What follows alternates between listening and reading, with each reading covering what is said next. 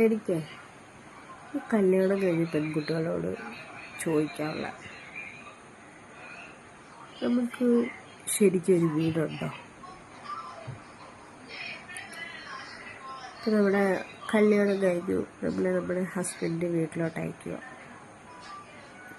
ഫസ്റ്റൊന്നും കുഴപ്പമൊന്നും കാണത്തൊന്നുമില്ല. കല്യാണം കഴിഞ്ഞ് കുറേ നാളൊക്കെ കഴിയുമ്പോൾ എന്തെങ്കിലും ഒരു പ്രശ്നങ്ങളോ സംസാരങ്ങളോ ഉണ്ടാകുമ്പോൾ ഇപ്പോൾ അവർ പറയും, നീ പോടി, നിൻ്റെ വീട്ടിൽ പോടി, നിൻ്റെ വീട്ടിൽ പോയി നിൽക്കണി. നമ്മളപ്പോൾ നമ്മുടെ വീട്ടിലോട്ട് കെട്ടും പാണ്ടമൊക്കെ ആയിട്ട്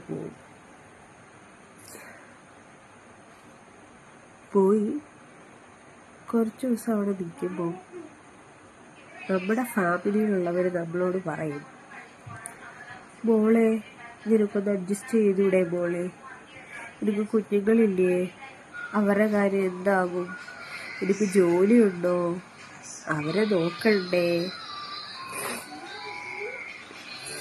അതല്ലേ നിൻ്റെ വീട്, അവിടെ ഉള്ളതല്ലേ നിൻ്റെ വീട്ടുകാർ.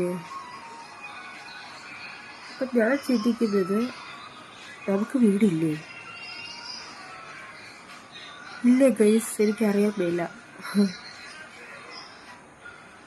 എന്താ ഈ ലോകം ഇങ്ങനെയാണ് ചിന്തിക്കുന്നത്? പെണ്ണുങ്ങളെന്ന് പറയുമ്പോൾ എല്ലാം അഡ്ജസ്റ്റ് ചെയ്ത് ജീവിക്കണം. അതുകൊണ്ട് അതാ ഞാൻ നിങ്ങളോട് ചോദിക്കുകയെന്ന് ചോദിച്ചാൽ എനിക്ക് ഉത്തരം കിട്ടാത്തൊരു ചോദ്യമാണ്. നമുക്ക് വീടുണ്ട്, അപ്പം ശരിക്കും നമുക്ക് വീടില്ലേ? എനിക്കറിയില്ല ഗൈസ്.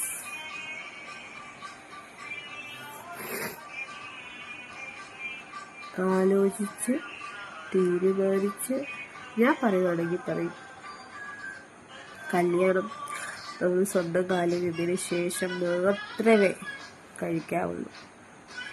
ഇല്ലെങ്കിൽ നമുക്ക് എന്തെങ്കിലും ഒരു പ്രശ്നം വരുമ്പോൾ ആരും നമ്മുടെ കൂടെ കളയില്ല. നമ്മൾ തന്നെ അത് ഓവർകം ചെയ്ത് സഫർ ചെയ്ത് പൊരുതി മുന്നോട്ട് പോകണം. അതാണ് ഗൈസ്, ലൈഫ് അങ്ങനെയാണ്. എനിക്ക് എൻ്റെ ലൈഫിൽ നിന്ന് മനസ്സിലായ കാര്യമാണ്. പൊട്ടിത്തെറികളും ചീറ്റലുകളും എല്ലാം ഉണ്ടാകും. പക്ഷേ നമുക്ക് നമ്മുടേതെന്ന് പറയാൻ നമുക്ക് എന്തെങ്കിലും നമ്മുടെ കയ്യിലുണ്ടെങ്കിൽ നമുക്ക് അതൊരു ബലം തന്നെയാണ്. എനിക്കിപ്പോഴത് മനസ്സിലാവുന്നത്.